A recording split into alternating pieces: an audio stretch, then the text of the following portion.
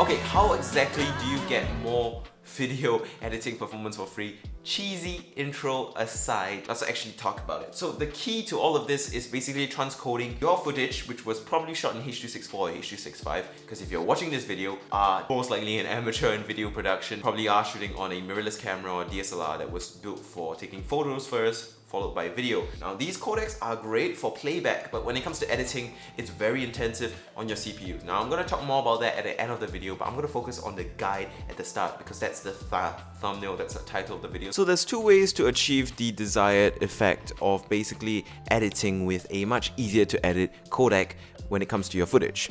First off is to use proxies. Personally, I'm not a fan of creating proxies because, you transcoding this footage anyway, might as well go all the way and transcode full res and enjoy the benefits of blazing fast render times. Proxies are great if you don't have enough storage space to store the big full-size ProRes or Cineform footage, but personally I have enough space, so I like doing the full res transcode, which has the advantage of being able to allow me to color grade easily with it and also allow me to render it very quickly, so my export times are blazing fast and super convenient, which is awesome. Now I'm gonna link a video in the description on how to do proxies in Premiere Pro, DaVinci Resolve and all that. I personally like the full res transcode, so I'm gonna teach you how to do that. So the key of all this for doing it in Adobe, which is how I do it, is to basically use Adobe Media Encoder. It's a built-in feature called watch folders, and what it basically does is you can set a folder where it will watch, the media encoder will just watch this folder, and every time there's a new video clip in that folder, it's going to take that video clip and transcode it and then deposit in whatever destination folder you want it to. So in this case, I've got something called the ingest station as my watch folder, and then my destination folder is called Cineform for obvious reasons. So what I do then is I would copy my footage from the SD card, plonk that all inside the ingest station folder, and then just make sure media encoder is open and it just starts running off in the background. And once the footage is done being transcoded into Cineform, I have it all in the Cineform file. I'll move it into my project file and get to work. Now in terms of settings that I use, I just use the Cineform preset and I increase the quality to max because I don't like quality degradation. It's under QuickTime, it's a preset, it works perfectly fine. Cineform YUV 10-bit is enough for me because I'm not shooting raw or anything, so that's fine.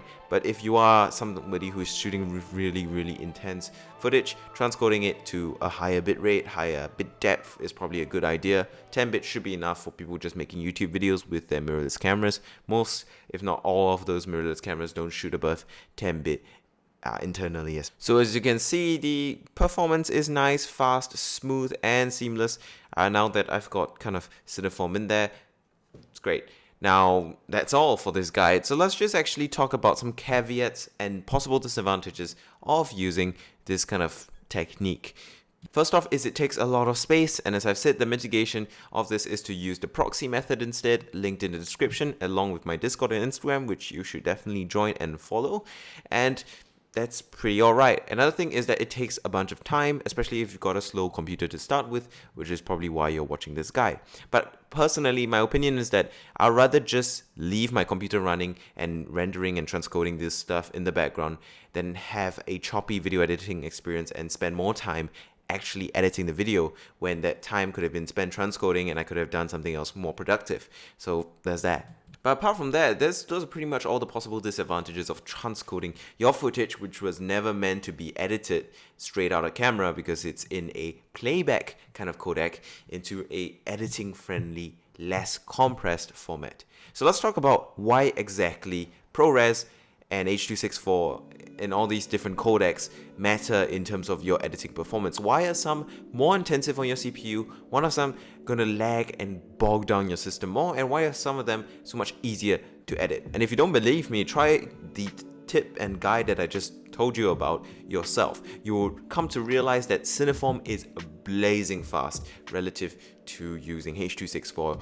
in your editing timeline. It's butter smooth. Now, if you really want a complete detailed explanation as to why H.264, H.265 footage is much harder to edit, I'm going to link an excellent article from Puget Systems in the description, but I'm going to summarize it here for you, so hopefully I can help out.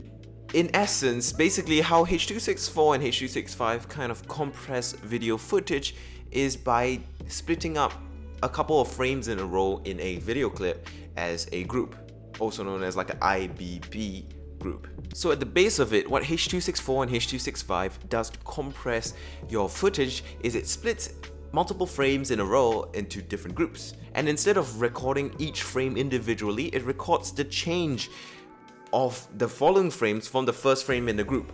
So that first frame is the reference frame. Let's say it's a white screen.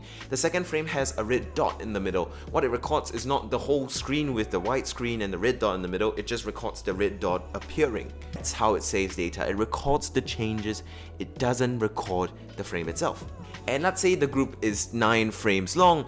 To make it easier to find exactly where in the group your frame that you're looking for is, you basically have these little check mark frames called the P frames. P is the P that's found in the term IPB compression, which you might have seen in your camera settings or online in a guide. These checkpoints are where you basically go to access that reference frame, which is the first frame of the group. Let's say you needed to find the 5th frame of this group. The 5th frame in this case might be a B frame, which is the basic frame that only has information recorded about how it's changed from the frame before. It's not a checkmark P frame that allows you to access the initial reference frame, and it of course is in the first frame of the group, so it is in the reference frame where everything is based on. So what then happens to basically get the full image of this 5th frame? You need to go to the 5th frame, work backwards to the previous checkmark frame, the P frame, and then go to the I frame from that checkmark frame. That's 2 steps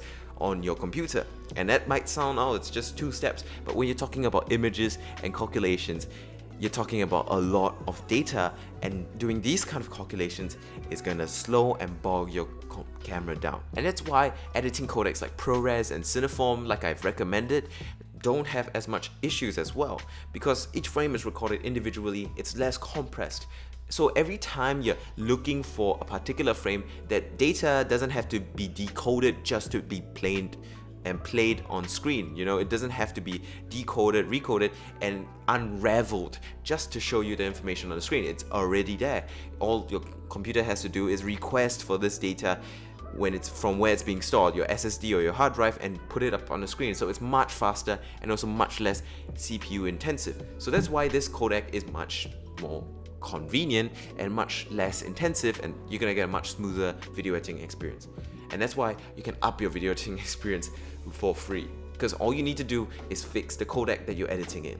Stop using codecs that aren't meant for video editing and start using codecs that are actually meant for video editing, because they're less compressed. These are codecs that pros use and have been using because of their video cameras for years. If you're shooting mirrorless and just starting out, I understand why you don't know about this, but this is your one-stop solution, honestly, to getting a lot more performance out of your video editing rig, and your whole video editing experience will be so much better. When I first discovered using codecs, transcoding, and proxies, my life changed for the better. My workflow was severely improved.